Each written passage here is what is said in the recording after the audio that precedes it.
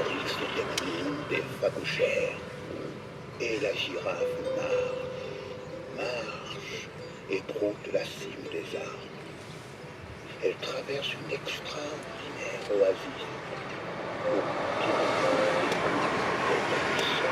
Des oiseaux magnifiques, des fleurs éclatantes et des fruits soufflants.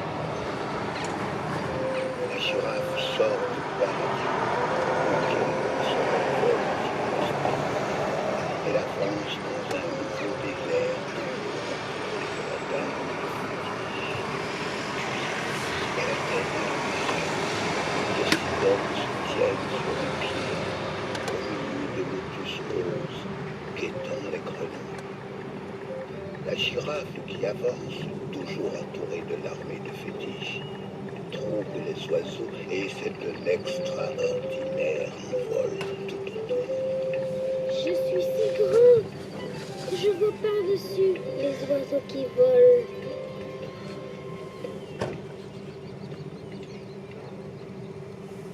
Mais un vent mauvais se lève, Kirikou se retourne, d'énormes nuages noirs couvrent les horizons.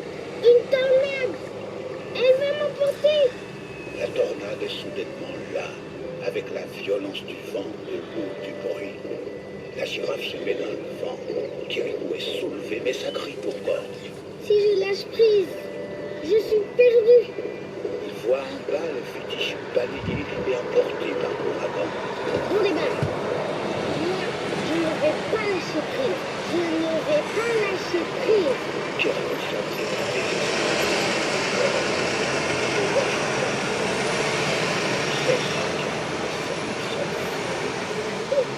Je suis encore vivant et les fétiches ont été balayés.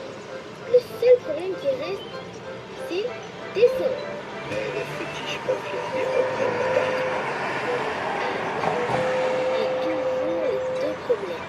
Et la girafe aperçoit un ancien avec sa garde de fétiches qui semble faire corps avec elle.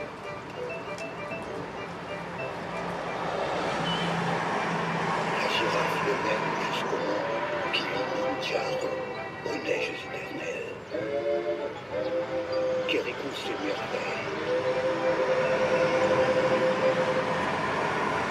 Ça y est, je sais comment descendre et me sauver. Et au loin, des yeux rouges sont toujours fixés sur lui. Kirikou est toujours sur la girafe. Et les fétiches sont toujours autour de la girafe. Cette fois, il ne peut pas m'échapper. La girafe est repartie et le soleil se couche. C'est l'heure où les animaux vont boire. Et voilà, je vais descendre confortablement et les fétiches ne vont pas m'attraper. La girafe est devant la rivière, écarte les pattes et, lentement, baisse son long cou, portant sa tête. Et Kirikou, au niveau de l'eau. Kirikou glisse dans la rivière, devant les fétiches massés sur la berge. Kirikou est tombé. Oui, il est tombé. À l'eau. Et que font les fétiches? Ils attendent sur la berge. Mais qu'ils sortent! Qu'ils sont à bois, au moins ils ne couleront pas.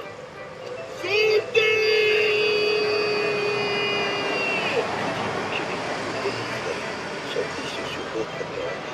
Tous les fétiches sont dehors. Ils se débattent, éclaboussent. Ils pataugent lamentablement et sont emportés par le courant. Kirikou est noyé. Non, ma place. Il reviennent les fétiches. Comment on revient? Oui, ils reviennent vers nous. Sans Kirikou? Kirikou est sur la berge. Et les fétiches sont emportés par le courant. Au bord de la rivière, Kirikou regarde les fétiches qui s'éloignent. Ils s'étirent délicieusement. Ce petit bain m'a promis d'applaudir. Il détale. Devant la rivière qui passe dans son domaine, Karaba guette la troupe gesticulant des fétiches amenés par le courant. Avec force et éclatation, il passe de l'eau sans s'arrêter. Mais arrêtez-vous! Ils savent pas nager. Fétiches preneurs, allez les repêcher et tâchez de ne pas tomber à l'eau. Le soleil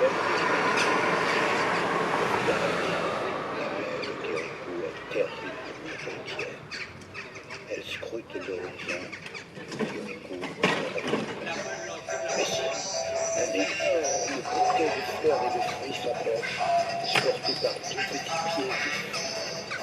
Et le bouquet dit Je suis de retour. Du haut de la girafe, j'ai découvert des endroits que l'on ne connaissait pas. Je vous le montre. le village danse et chante de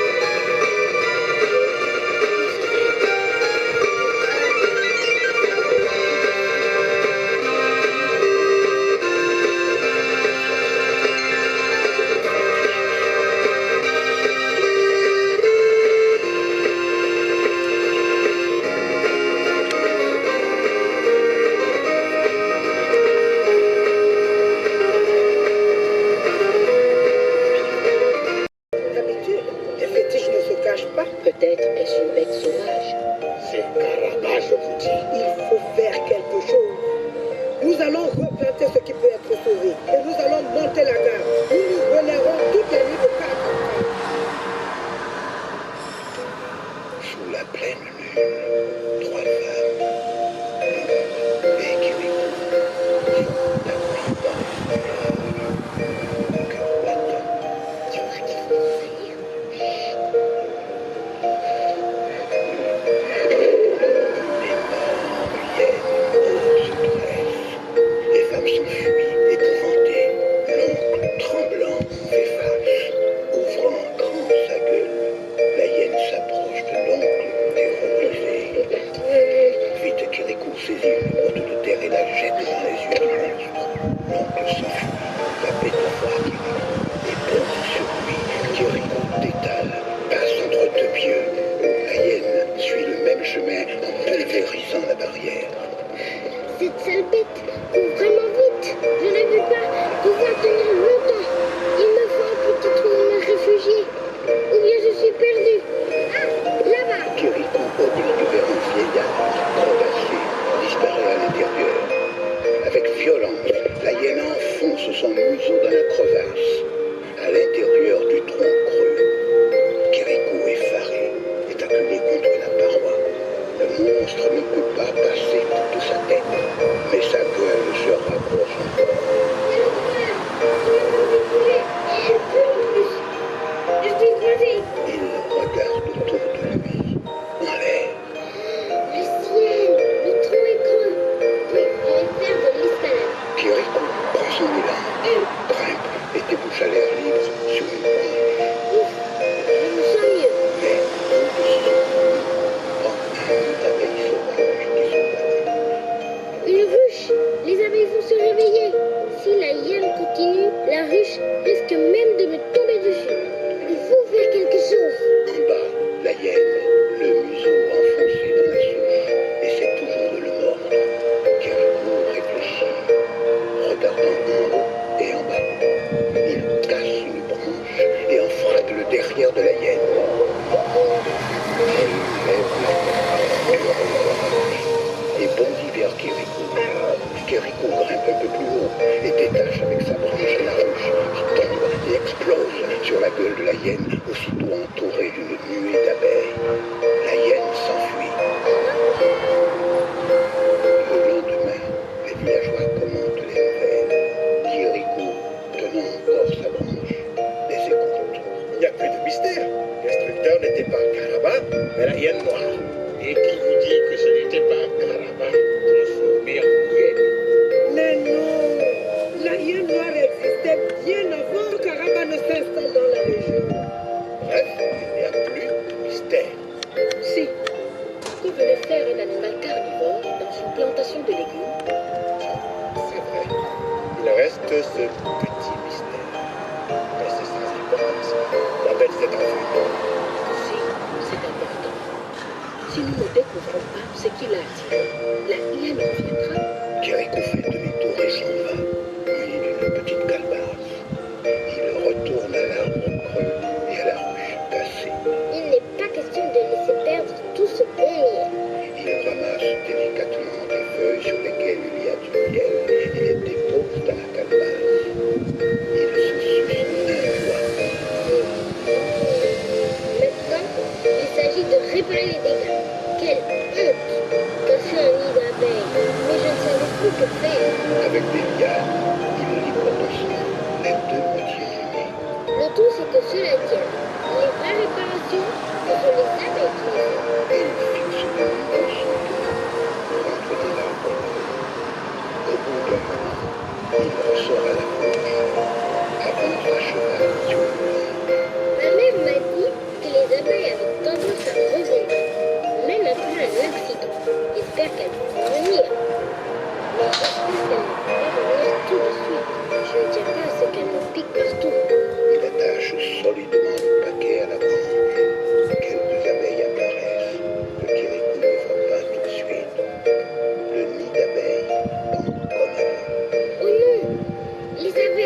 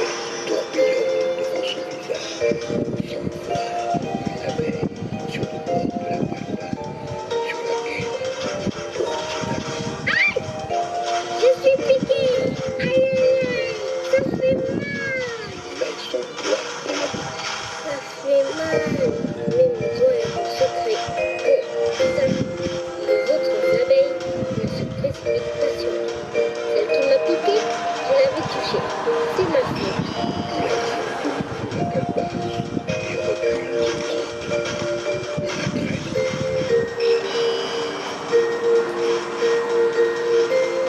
Au village, les habitants continuent à discuter. Les enfants, votre défaite cette mienne dans mon légume. Vous ne m'enlèverez pas de l'idée qu'il y a du carnaval là-dessous. Je vous apporte du bon miel. Merci. Eh bien, mon petit, mais vas-y, Mario. Nous avons parlé sérieusement. La mère a pris la calebasse et Rico s'en va dans le potager. Il marche à gros boutons, il soulève les feuilles, il zigzague, il va des pieds comme student sur un mannequin. À plat ventre, devant un rocher, il se met à fouiller.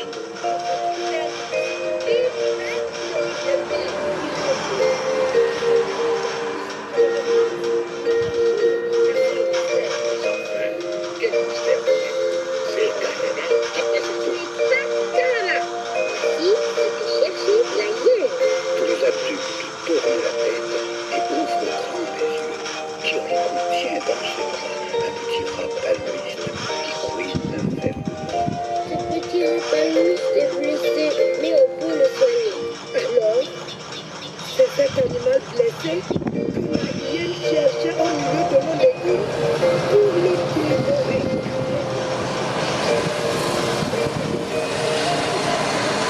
Nous allons le garder en sécurité chez nous jusqu'à ce qu'il soit guéri. La hyène ne s'intéressera plus à notre chemin.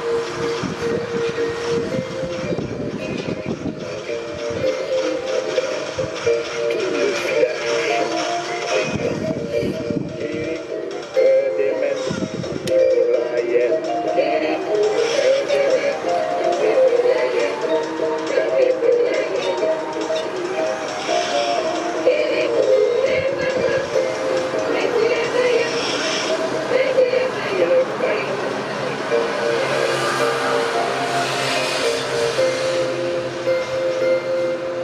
Grâce à Kirikou, le potager ne sera pas détruit à nouveau. Mais ce n'est pas fini. Kirikou va encore avoir affaire avec les autres. C'est moins dangereux, mais c'est dommageable. Pour l'instant, le potager est bien détruit et il n'y a rien à manger. Nous allons nous remettre au travail. Tout ça, c'est bien beau. Mais nous avons quitté nos premiers pour la solution. Les potagers et tout casser. Et pour qu'ils le produisent, reste, il va falloir acheter de la nourriture. Avec quel argent? Nous n'avons plus de sous. Nous allons retourner à la forêt et continuer notre voyage. Depuis le temps que nous vivons, les petits sont recueillis dans la forêt.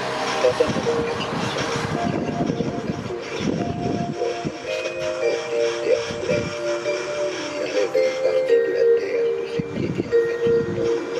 Puis il la roule dans son et en fait un serpent. Il enroule le serpent et en fait une assiette. Il resserre l'assiette il donne une forme.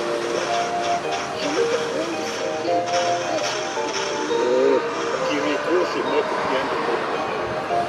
Je vais faire se servir avec celui et de la terre. Ce n'est pas n'importe quelle terre, c'est de l'argile.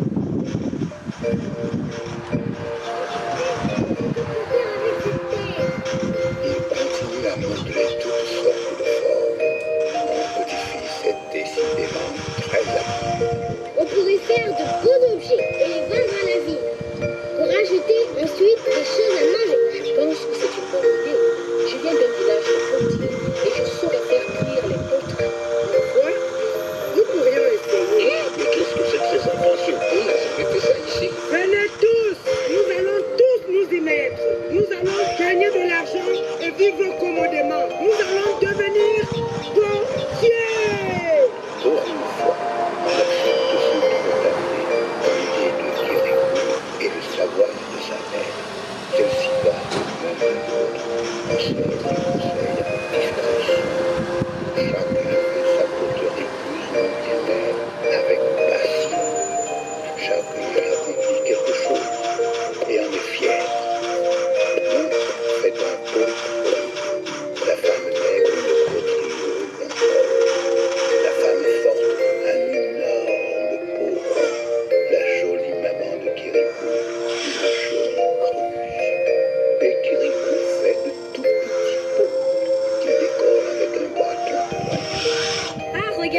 potes Kirikou. Ils sont encore plus petits que lui. Il va vendre ses pots à des fourmis. Les pots de Kirikou sont tout petits, mais ils sont très joliment ornés. Et nous ferions bien de l'imiter pour bien vendre. Les poteries sont prêtes. Il faut maintenant les faire cuire pour qu'elles soient solides. On recule devant l'immense feu qui s'élève vers le ciel et qui va achever le travail du village et lui permettre de vivre. Les villageois se relaient pour alimenter le feu car la cuisson doit durer longtemps et ne jamais faiblir. Le soir venu, c'est la mère avec Kirikou qui reste pour surveiller le brasier.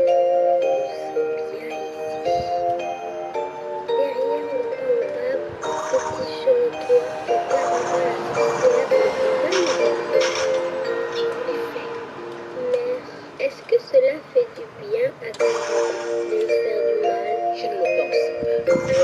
Pourquoi le fait-elle? Peut-être n'a-t-elle jamais essayé de faire le bien aussi dans cette terre. Et pourquoi me fait-elle surveiller sans arrêt? Parce que toi, tu ne te souviens pas et tu poses des questions jusqu'à ce que tu aies de vraies réponses. Je suis fière. Dès maintenant, tu dois aller dormir. Je n'ai pas besoin d'aller à la case pour cela. Je dormirai très bien. Bonne nuit, mère. Le soleil est au bureau de moi.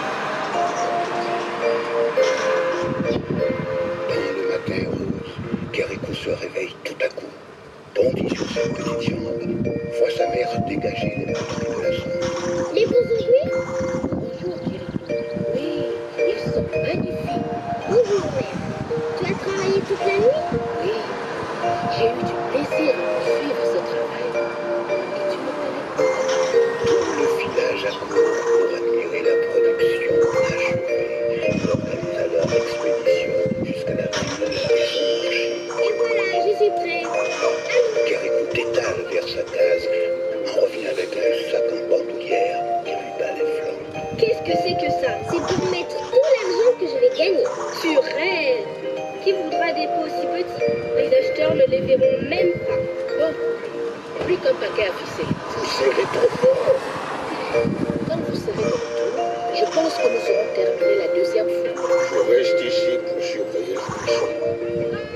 La petite troupe a chargé des colis sur la tête et quitte le village, acclamée par ceux qui restent.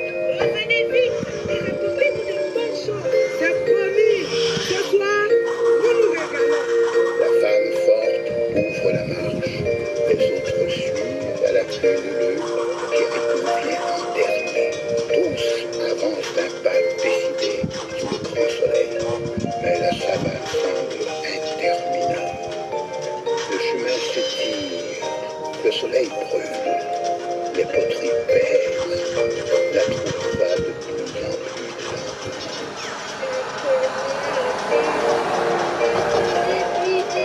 Kirikou ne dit rien, il peine lui aussi, mais garde ses forces pour cette marche avec un lourd colis sur la tête.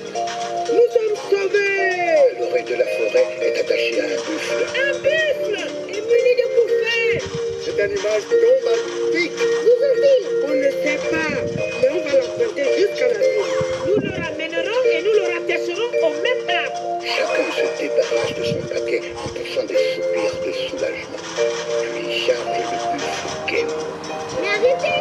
D'où sort ce buffle? Vous ne pouvez pas lui confier tout notre travail. C'est peut-être un piège pour caravane essentielle. Tais-toi. C'est grand pour le surveiller et le retenir. Regarde, il ne bouge pas. Non, c'est tout notre travail, toute notre richesse. Il va l'emporter et nous reviendrons sans nourriture. Arrête de nous en dire, c'est pas toi qui commande. Allez, mets ton paquet avec les autres. Pas question. Mais qu'il est bête. Le buffle suit aussitôt la femme forte qui le tient par le col. Le grand garçon en bas de la grande fille cueille des fleurs de ci, de là. Kirikou ferme la marche, son lourd paquet toujours sur la tête. Le chemin aboutit à la rivière. Les grands peuvent traverser à gué. Kirikou est trop petit.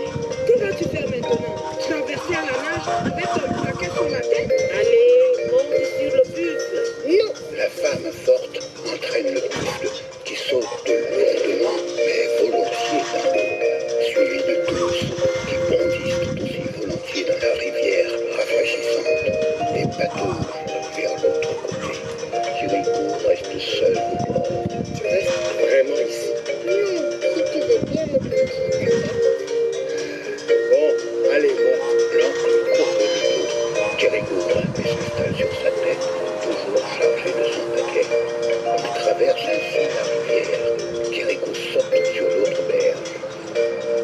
Et la marche reprend légère et gaie pour les autres, dure pour Thierry.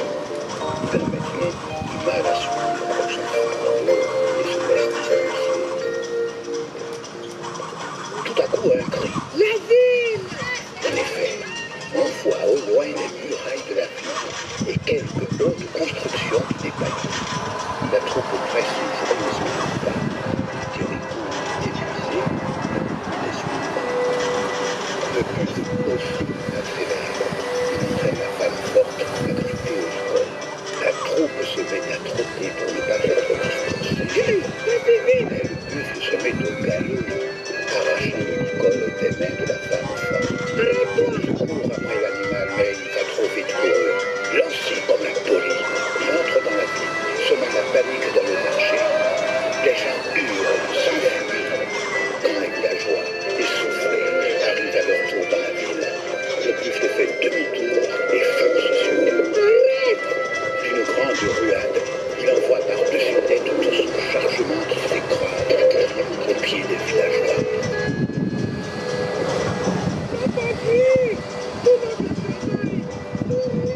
Marcher dans l'effervescence, on vient voir tas de poteries en morceaux, on s'exclame. Mais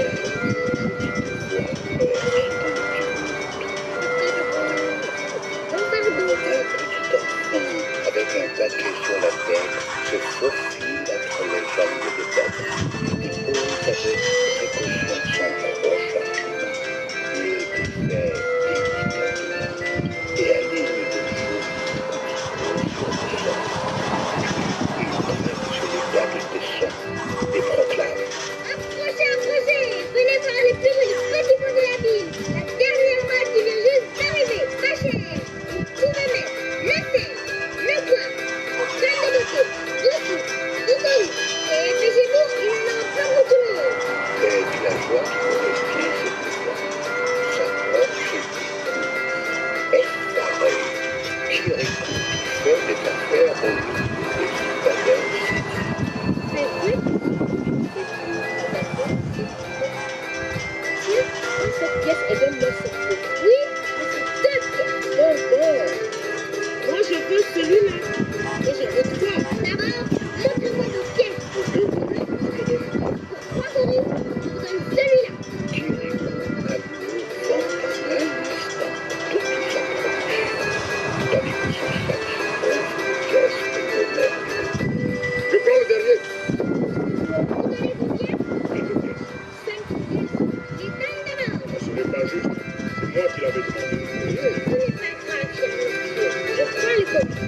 Nous faisons des pots gros, des pots longs, des gros, des petits, des pots en forme d'oiseau. Je veux n'importe quoi. Oui. Sorcière, sur le pas de sa porte, veut savoir ce qui se passe. Le buffle a-t-il détruit toutes les poteries? Oui, venez les maîtresses. Elles sont à mettre. Et Thierry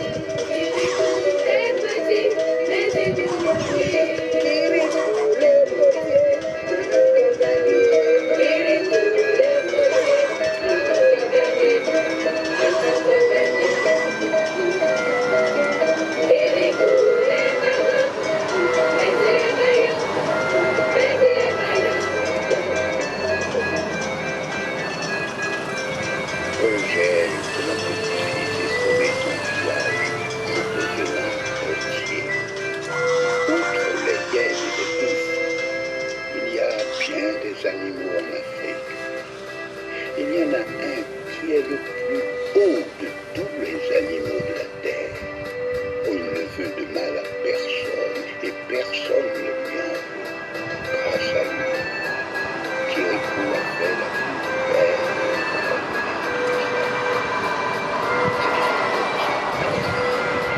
Dans la cage obscure, Kirikou et sa mère entendent un étrange bruit. Kirikou se redresse brusquement, se lève, va mettre le nez à la porte. Le village est désert, tout semble normal. Kirikou retourne sa maison Dès le petit matin, Kirikou jaillit de la case et examine le sol. Il n'a pas rêvé, car il découvre d'étranges traces. Sa mère le voit accroupi, scrutant la terre. Il regarde tout.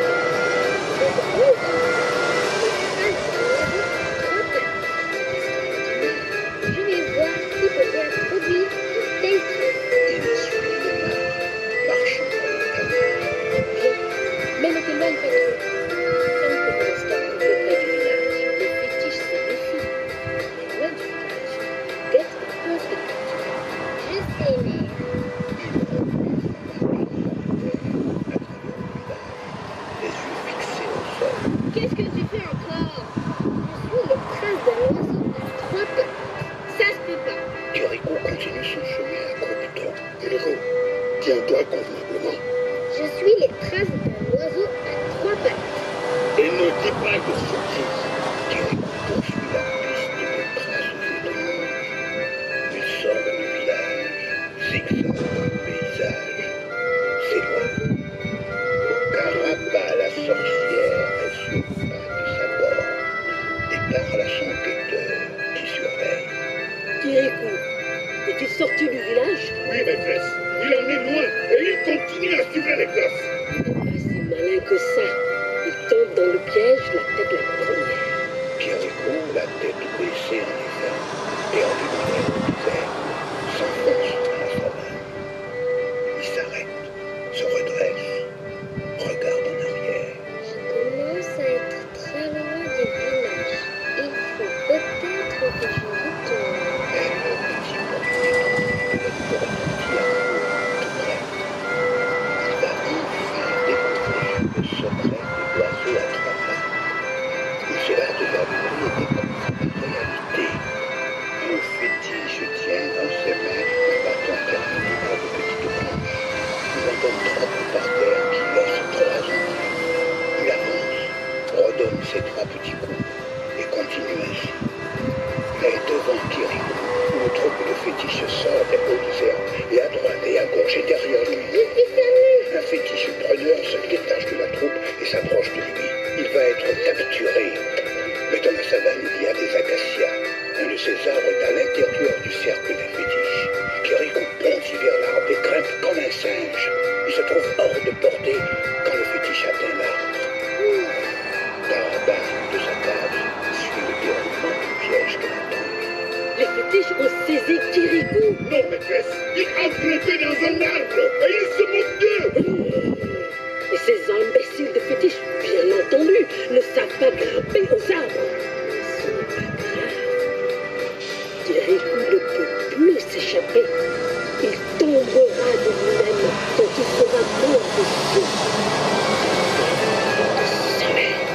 En effet, Kirikou est prisonnier dans son arbre, entouré d'une muraille compacte de fétiches qui le fixent d'en bas.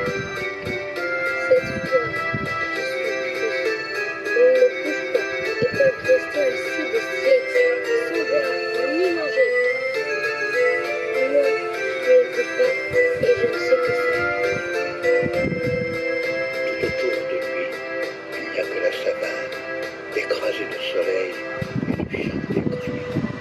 Mais de cette vibration, un autre bruit émerge, celui de sabots dans l'herbe sèche. Une girafe. Peut-être qu'elle va faire fuir les fétiches. L'immense animal, plus haut que tous que Kirikou n'a jamais vu, s'approche. Les fétiches ne bougent pas. La girafe se met à broder les hautes feuilles de l'arbre. Kirikou, lui, pense à se sauver et trouve une solution. Bon, je ne peux pas descendre, mais je peux monter. À toute vitesse, Kirikou grimpe jusqu'en haut des branches et bondit sur le crâne de la girafe. Elle ouvre la gueule pour protester. Kirikou en profite pour y fourrer une branche au feu. Comme c'est bon. Bon, si on allait voir ailleurs. Kirikou agite des feuilles devant la girafe pour l'attirer dans une autre direction. La girafe fait demi-tour et quitte l'arbre, portant Kirikou et ses feuillages sur le crâne. Et voilà. Le fétiche de la sorcière annonce l'événement. Maîtresse, Kirikou n'est plus dans l'arbre. Bien, que les fétiches me l'apportent. Il ne perd pas. Il s'en va sur la tête. Une girafe. Comment? Dans la savane, la girafe avance, avec le Kirikou bien agrippé à ses bras. Je ne sais pas comment descendre, mais au moins je suis délivrée des fétiches. En bas, le cercle compact des fétiches entoure la girafe et se déplace avec elle. Ah non, je ne suis pas sauvée du tout. Les fétiches ne me lâchent pas si je descends. Mais de toute façon, je ne peux pas descendre. C'est trop. Il semble que cette fois, je ne puisse pas m'en sortir. Mais je n'ai peut-être pas encore pensé à tout. En tout cas, c'est une belle promenade. Jusqu'ici, Kirikou n'a vu le monde que de sa hauteur, au ras du sol. Tout à coup, il est plus haut que tous les humains et tous les animaux. Et sous lui, autour de lui, défile l'Afrique. Avec ses savanes, ses déserts, ses rochers, ses forêts, ses montagnes, ses rivières, sa végétation et ses bêtes sauvages. Des éléphants, des oryx, des gnous, des phagochères. Et la girafe marche et groupe la cime des arbres. Elle traverse une extrême oasis où Kirikou découvre des lacs secrets, des oiseaux magnifiques, des fleurs éclatantes et des fruits succulents.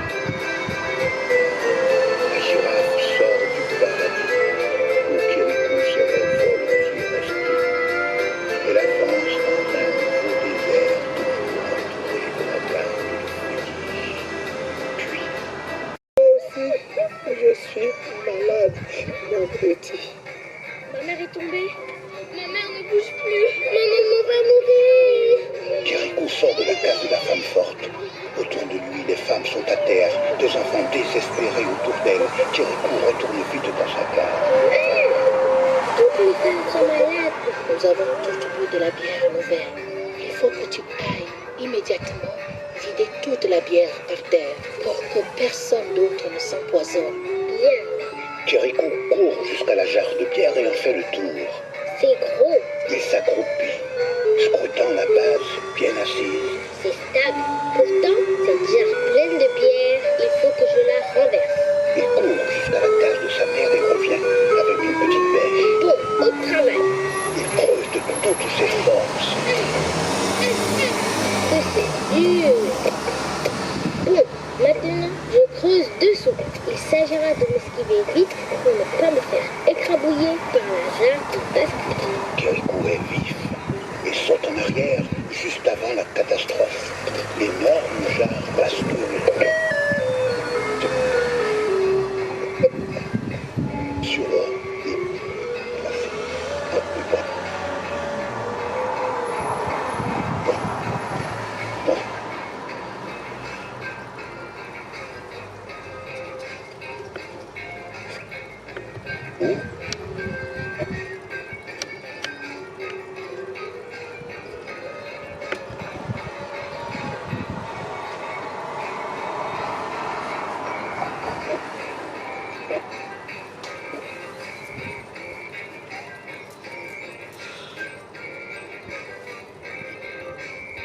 Maître.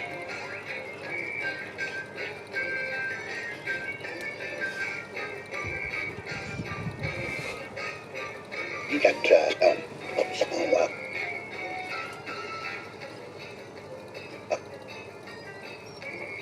Moi.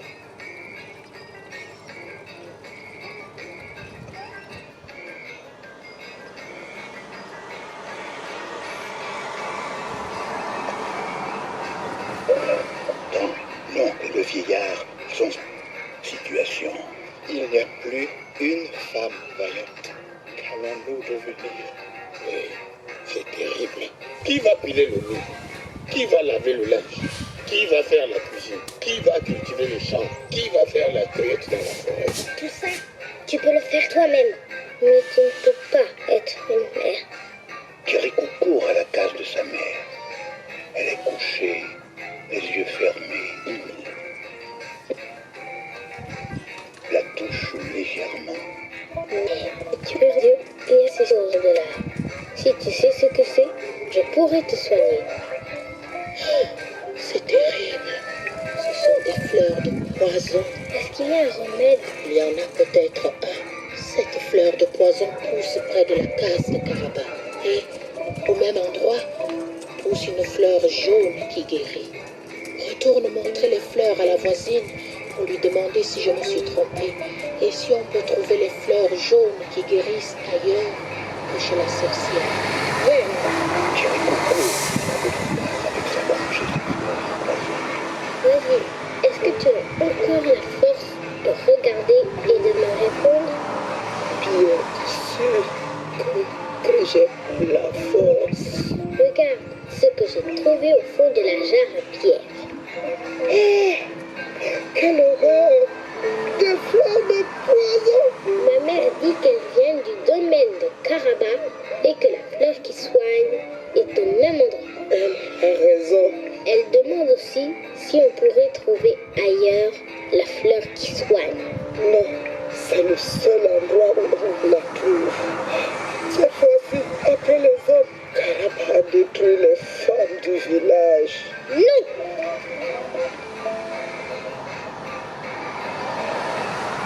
Sous le baobab, les enfants sont assis en rond au pied du vieillard. Le grand garçon a un bébé dans les bras. La grande fille a un bébé dans le dos. Il faut aller chercher ces fleurs, même si elles sont au pied de Karaba. Arrête de dire des sottises. Aucun être humain ne peut circuler en ce lieu. Il faut trouver un moyen. Tu nous ennuies avec tes enfantillages obstinés. C'est vrai, il n'y a absolument que les fétiches qui puissent aller près des fleurs jaunes.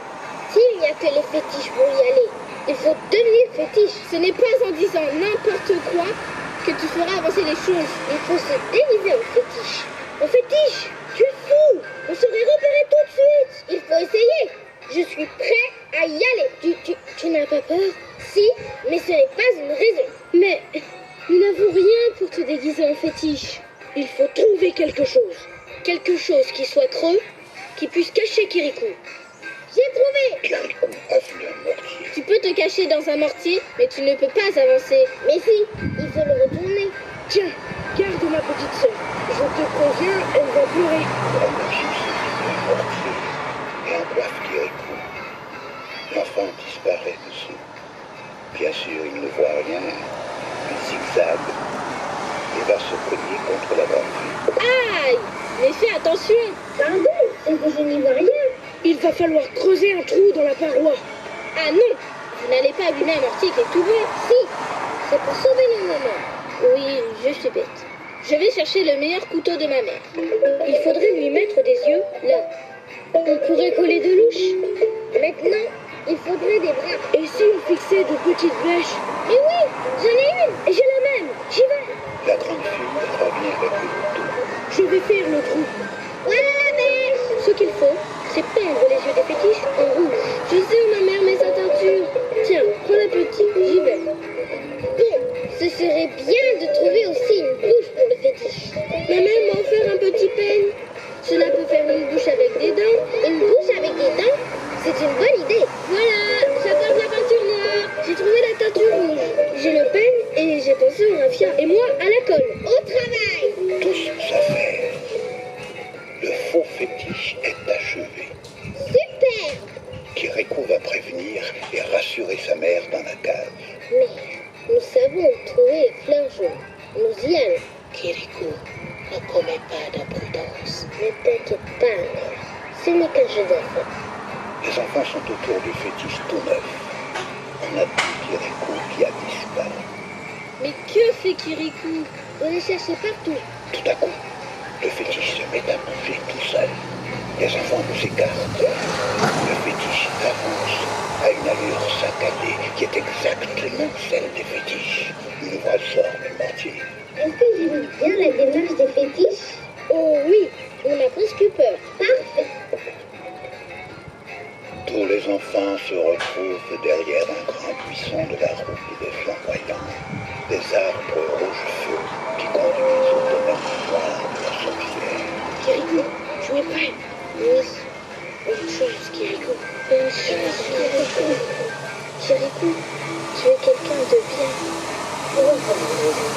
Avec mon déclenché, je vais y arriver. Kirikou pousse un soupir. Il aimerait bien ne pas avoir à se jeter dans la gueule du loup.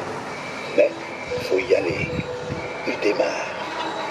Et le petit fétiche inventé sort du buisson et s'avance tout seul au milieu de la route des flamboyants. En haut de la case de la sorcière, le fétiche le repère tout de suite. Maîtresse, quelqu'un approche par la route des flamboyants. C'est un fétiche qui revient. Les enfants sont catastrophés. Derrière sa porte grimaçante retentit la voix de la sorcière. Fétiche? Tu me déranges pour un fétiche? Pardon, maîtresse. C'est une chance que la sorcière ne voit pas notre fétiche bricolé. Kirikou arrive au bout de la route. Il entre dans le domaine empoisonné. Ça y est, il est dans la gueule du loup. Il s'arrête. Le pauvre. S'il revient tout de suite, je ne lui en voudrais pas. Kirikou est maintenant dans le domaine de la sorcière.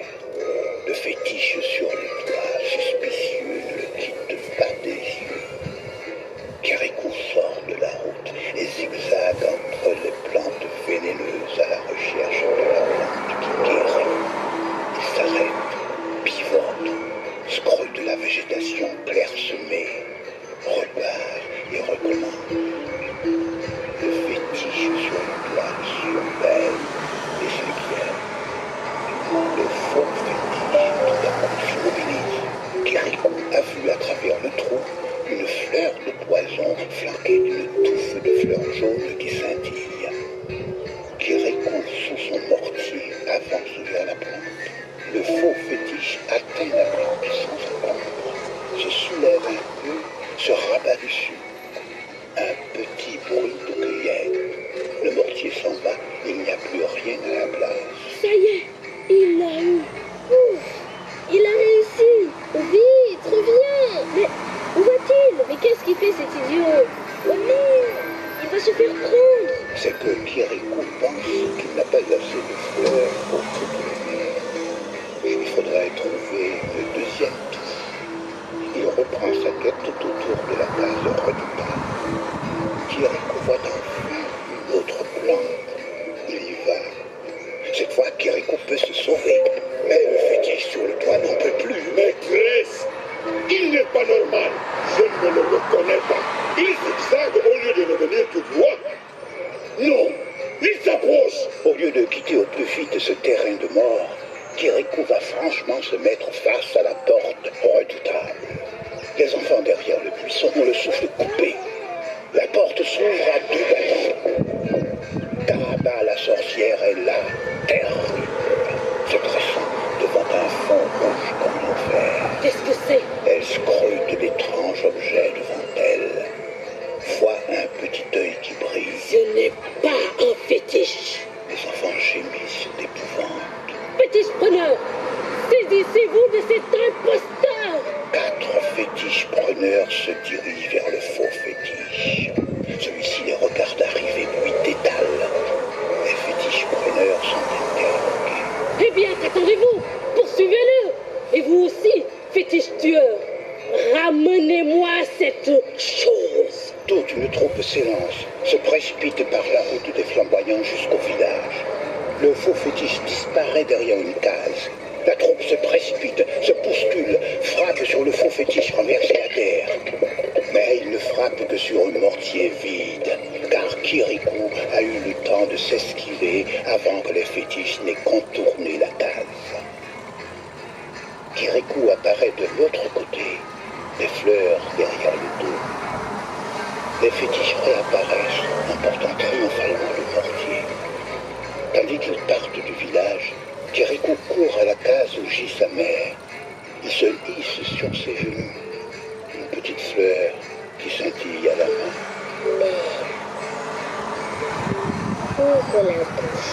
Il dépose la fleur entre les lèvres de sa mère.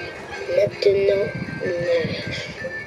Il va prendre une petite calebasse d'eau. Maintenant, bois. Il dépose la calebasse, se redresse devant elle avec foi.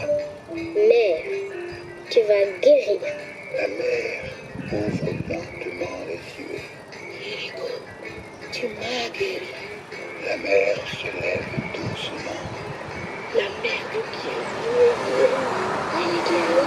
La mère voit les enfants, les fleurs jaunes qui scintillent. Elle les ramasse tout de suite et les leur tend. Vite, prenez une fleur et allez la faire manger à vos mères. Et moi, je m'occupe des grands-mères. Les enfants s'envolent comme des moineaux vers leur mère.